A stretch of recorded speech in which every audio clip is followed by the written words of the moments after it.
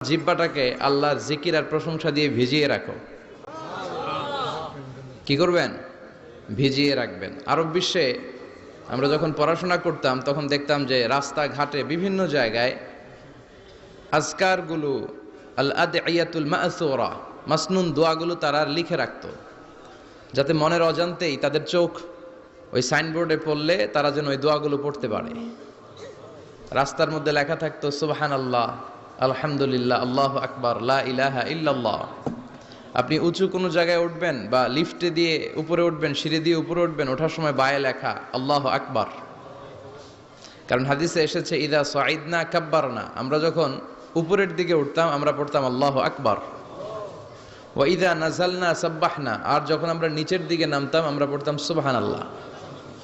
এজন্য হেঁটে হেঁটে কিংবা সিঁড়ি দিয়ে কিংবা লিফট দিয়ে, এলিভেটর দিয়ে আপনি যখন উপরের দিকে উঠবেন কি পড়বেন? আওয়াজ করে পড়েন, কি পড়বেন? আর নিচের দিকে নামলে কি পড়বেন? এই তাসবিহগুলো পড়ে পড়ে জিহ্বাটারে ভিজিয়ে রাখার দরকার আছে না নাই? আমরা যেন আল্লাহর জিকির আর শুকর দিয়ে আমাদের হৃদয়টাকে, জিহ্বাটাকে সিক্ত করে রাখতে পারি। আল্লাহ তুমি তৌফিক দাও। ফরজ সালাতের পরে বিশ্বনবী তাসবিহগুলো পড়তেন, আমরা পড়তে চাই না।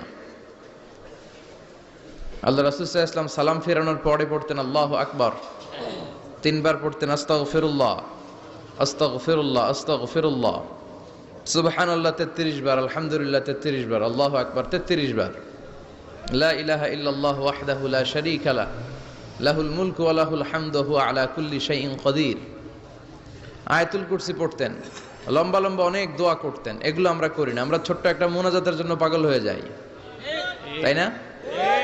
আসসালামু আলাইকুম ওয়া রাহমাতুল্লাহ, আসসালামু আলাইকুম ওয়া রাহমাতুল্লাহ, আল্লাহুম্মা আমিন বিরহমাতিকা ইয়া আরহামার রাহিমিন, তাই না? আমিন ইয়া আরহামার রাহিমিন। তো হইলো কিছু? তাড়াহুড়ো করবেন না, তাসবিহ পড়বেন, জিকিরগুলো পড়বেন, এগুলো আপনার অন্তরটাকে সিক্ত রাখে। ফরজ সালাতের পরে আয়াতুল কুরসি পড়তে হয়। মান কারাআ আয়াতাল কুরসি দুবুরা কুল্লি সালাতিন মাকতুবা লাম ইয়ামনাহু মিন দুখুলিল জান্নাতি ইল্লাল মাউত। প্রত্যেক ফরজ সালাতের পরে যে আয়াতুল কুরসি পড়ে তার জান্নাতে ঢোকার ব্যাপারে কোনো বাধা থাকে না একটি জিনিস ছাড়া, সেটা হলো তার মৃত্যু। লোকটা মরে না তাই জান্নাতে যায় না, মরলেই জান্নাতি। প্রত্যেক ফরজ সালাতের পরে আয়াতুল কুরসি পড়বেন তো?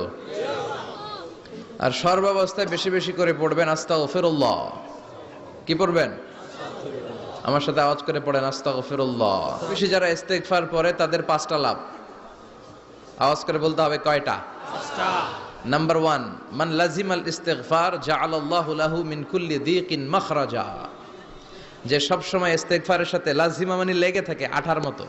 কিসের মতো? চুইংগাম খান না আপনারা? চুইংগাম যদি হাতের মধ্যে লাগান আঠার মতো লেগে থাকে না? বাচ্চারা আবার দুষ্টামি করে চুইংগাম খেয়ে আরেকজনের চুলের মধ্যে লাগায় দেয়, আছে না নাই? তখন সরিষার তেল দিয়ে ছুটাইতে হয়, তাই না?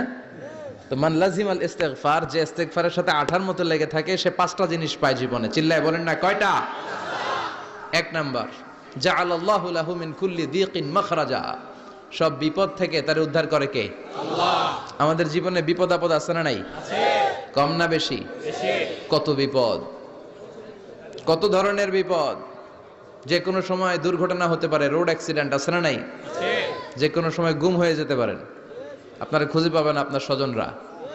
যে কোনো সময় ক্রস ফায়ারের মধ্যে পড়তে পারেন, ঠিক কি না?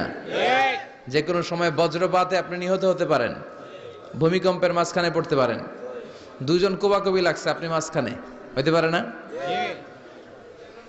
জাআলাল্লাহু লাহু মিন কুল্লি দীকিন মাখরাজা।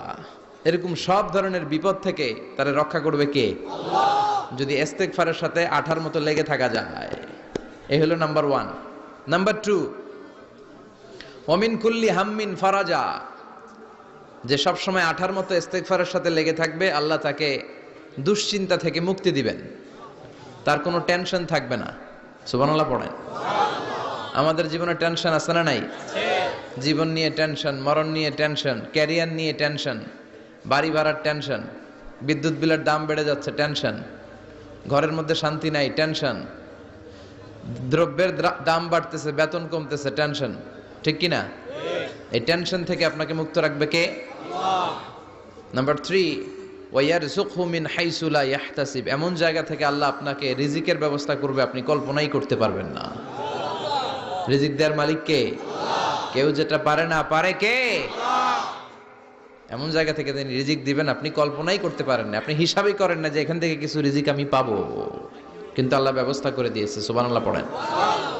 4 নাম্বার, যতক্ষণ ইস্তেগফারের সাথে আঠার মতো লেগে থাকবেন আল্লাহর কোনো শাস্তি আপনার উপর আসবে না।